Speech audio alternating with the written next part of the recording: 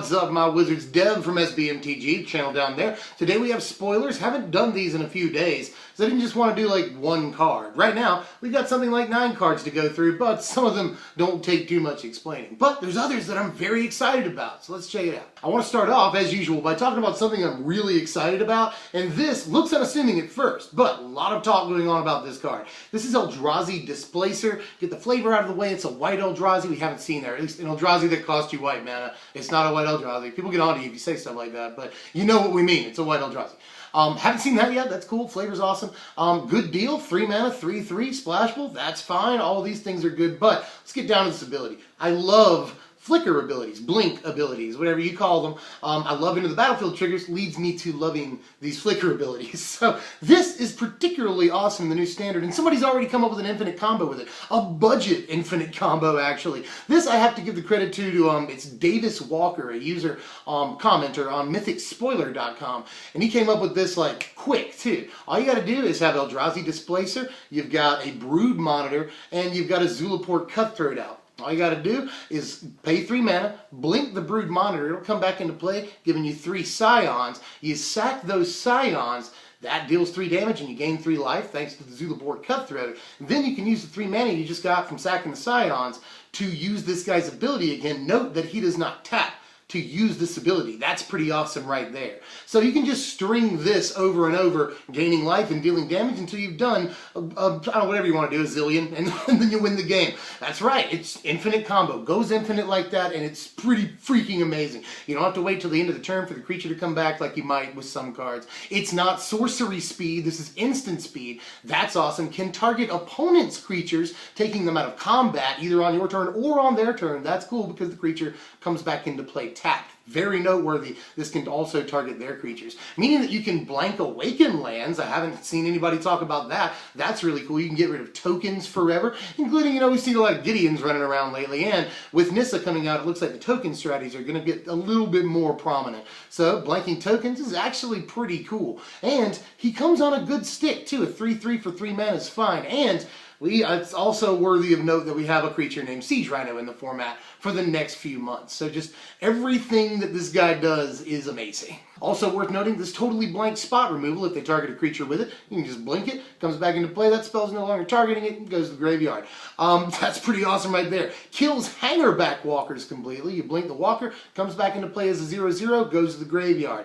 There's a lot of awesome stuff. Oh, you can turn Gideon into a creature, and then reset his loyalty, basically. You know, turn Gideon into creature, target him with this guy's ability, he comes back into play with a fully refreshed loyalty. That's pretty cool too. So that's what, 20,000 things that I've just named in the current standard that are awesome with this card. So I think it might see some standard play, you guys. I don't know, just a hunch. Wasn't that card awesome? Let's keep it going. Another cool white card. This is Oath of Gideon, which I don't like as much as the other oaths, but I do think that it has homes in standard. We'll talk about green-white tokens, and we already have a couple of times. Not only in this video, but I've also done a video on the channel where I showcase what green-white tokens might look like. I really think that might be a good deck, just in case you didn't know. This is another good piece for it on the 3rd turn. We can curve into a Gideon on the next turn with this. That's pretty cool, and this obviously goes well with Gideon. Not only do you get creatures that you can pump with the emblem on a Gideon, but when you play the Gideon, he has 5 loyalty if you have this out. That allows you to use his ultimate, get the emblem, and keep your Gideon around. That's pretty cool right there. So it interacts really well with its own Planeswalker. I like that. Outside of that, I think that Planeswalkers entering with +1 loyalty is fine, especially, again, say it again, green-white tokens. If you're playing the Nissa, that allows her to neg2 twice. That's pretty cool and sort of important right there. So I don't think that's a junk ability, the whole, like, your guys get +1 loyalty. That's a Johnny would love, something like that, you know? But just getting the 2 tokens I think is viable too. A 3 mana thing that gets you 2 tokens. We call that Lingering Souls. Not quite. Lingering Souls is like way better, but I think so. But just the fact that it curves into its own Planeswalker really well is probably going to make this see standard play, maybe in like a mono-white mid-range kind of deck, or just a tokens-based build. I could see that. Now let's run through some cards that aren't quite as interesting, but will at least be interesting in limited play, so there's that. First of all, Bonesaw, which I do think is notable just because it's a 0-cost equipment. That seems fine. I mean, this is as bare bones See what I did there on the spur? I didn't even realize I was doing that when I said it, but the most bare bones equipment that they could possibly come up with to make it cost zero. You know, I'm totally fine with this though, not only in draft, but in sort of maybe standard equipment-based builds, which might become a thing. We've already seen one card that interacts well with equipment, and another equipment, Stoneforge Masterwork, that's really good. So I wouldn't, out of like budget builds, I wouldn't count this out. But it seems like a decent draft tool and costs nothing. That's cool. This is Pyromancer's Assault right here, and it looks kind of meh. 4 mana for an enchantment. Whenever you cast your second spell of the turn, you can shock something. I think this is probably going to be at least attempted to be played in draft and sealed and stuff. I do think that you could probably draft a good deck. So far from what we've seen, you could probably draft an interesting deck around the Surge archetype, the sort of Is It Surge deck, Probably going to at least try to be a thing in draft. But outside of that, this is just in no way, I don't think, is this constructed playable. This is Boulder Salvo, and I honestly want to be mad at this card. This had better not be the thing. Everyone says that, we might get some sort of Surge Bolt type spell, I'll show you later we have a Surge counterspell that might actually see some play. We'll talk about that. But this, if it is the Surge Lightning Bolt thing, then I am super disappointed. I mean, sorcery speed, 5 mana to hard cast, and yeah, if you've played something else, it gets considerably cheaper, but even then, it can only target creatures, and that's dumb, and it's like, we already have Roast in the format. I know this can target flyers. I totally get that. I mean, Roast can't, but I want to be so disappointed, but when you try to be objective, and you look at the practical applications of something like this, it could be a decent card, maybe play it out of the sideboard. We already see Roast as a sideboard card, So maybe after Roast rotates, we play this as a sideboard? Man, I don't know. So in draft, it's fantastic, I want it to be constructed playable so bad, but it seems like Wizards is, and I'm a lover of Wizards. I think that they're good to the players for the most part. They try to make fun and enjoyable things, blah, blah, blah. I mean, we can get into the Wizards debate later.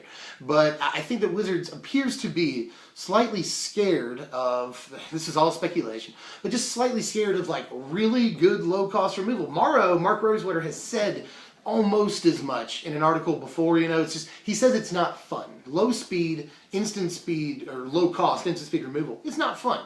And that's also debatable, it's fun for some people. But it just seems like they're trying to shy away from that and make the first few turns you're more free to play your guys and set up, which that's a cool philosophy. I'm into that, but at the same time, I think a lot of us expected a better card than this. That's all I'm going to say. This is Sifter of Skulls. Not a bad card by any stretch of the imagination. I mean, I think it's probably, again, going to be fine in limited environments, but time will tell if it's good in a sort of Aristocrats type build. People are already saying Aristocrats maybe. We did get Vile Redeemer also in this set, and I think that card's going to require a translation, so I'll just say that it's the thing that if your guys died, it's like a 3/3 flash for 3, and if guys died this turn, you can pay an extra colorless, and the guys that died this turn, you can get Scion for each one of those guys. I think that's probably a better card than this card, to be honest with you. But still looks interesting. If you could play Vile Redeemer and this, and sort of Eldrazi Aristocrats thing with like the 1-drop Blight Pod, I think it is, that thing, Blister Pod, thank you. Brain. But you can play that with like similar cards and that. I could see that being a fun budget build, But all things considered, I don't know that he'll like totally break standard play or anything. He might be in a specialized deck here or there, but I'm not seeing him really have much of an impact. This is Embodiment of Insight right here. It's funny, when I previewed the red guy that does something similar to this, it's the exact same card, but it costs a mana less, and it gives them Trample instead of Vigilance. A guy in the comments was like, now I just have to give the lands Vigilance. And it's like, here you go, buddy. This is exactly what you were looking for. It's this guy right here.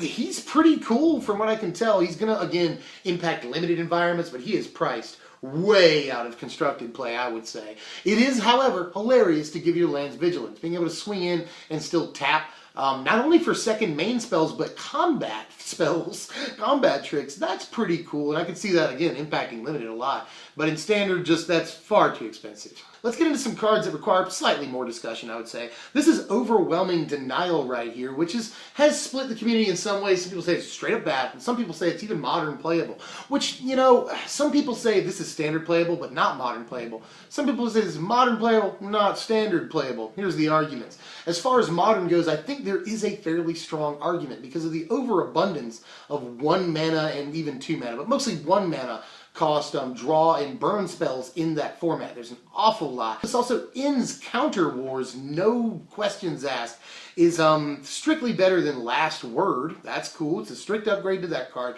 and people like Last Word and Commander and stuff, so maybe. The argument for standard play is that we're going to be playing instant speed things like Anticipate, perhaps, and other spells. You know, we're going to be playing in the Surge deck, probably instant speed burn or removal tricks and things like that. Some decks even want to use combat tricks. I've heard some talk about that, but I don't think that aggro Surge is going to be a thing. I might eat my words, but it's not looking right to me. But in any case, Denial wouldn't be in that deck anyway. But I do think it has a lot of standard potential in just that in the Esper Dragons deck or just the Esper Control deck. You could always anticipate or dig through time, you know, while we still have that in the format, into this, and it would cost less mana, you know. It's flexible. It's flexible. If you have to, you can hard cast it, even though most of the time you're going to be wanting to surge it. And standard especially, even if you're hard casting it, counter target spell, no questions asked, and they can't like dispel it. In standard, Dispel is an important card. I could see this working. That's all I'm saying, is I could see this working. And the last card I want to talk about today is a very exciting card. I've bookended it with good cards here. And it's a card I haven't talked about yet, and like almost every other YouTuber has. So I don't really have much to say about it, right? This is that nobody else has said yet. This is Oath of Nissa. I haven't talked about it yet. Immediately calls to mind things like Anticipate, obviously, and even to an extent, Brainstorm, a 1 mana card that lets you look at the top 3 cards. That's just great. I think that what people are saying is probably right. I think it's a modern playable card all day long. Some people are talking about Legacy. We'll see. Definitely helps you find the pieces you need in any format, though, on turn 1. That's awesome. This is definitely the best 1-drop in Standard immediately, and that includes things like Monastery Swift Spear. You know, I think this is a stronger card obviously for different decks, but just this is going to be an important card for a long time, I would say. Go ahead and get your copies. And I do just want to point out that the second ability isn't total junk. You know, being able to tap whatever mana you want to play whatever Planeswalker you want is actually pretty freaking sweet when things like Sarkhan and Broken are in the format. You know, we'll have to see what other Planeswalkers we end up with. We won't see too many more, you know. But being able to play, you know, Chandra, Gideon, the other Planeswalkers, Kiora, you know, Obnixilis with any color mana, it's actually pretty dope. But we're mostly focused on that first ability, which is super dumb, and it's amazing that they printed this, honestly. It kind of is. That is all I have for now, but spoilers are going to be rolling on really quickly. I believe, if I'm not mistaken here, and let me know if I am, that they're going to be done with these spoilers by the end of the week. So that means with like half the set spoiled, that we're going to get a lot of spoilers in quick succession here. So stick with the channel, like if you enjoyed the content. I really, really hope you did, because I work hard. And I'll see you guys later. Subscribe if you're new, by the way. If you're please do the YouTube things. I'll see you guys later. Thanks for watching, my wizards.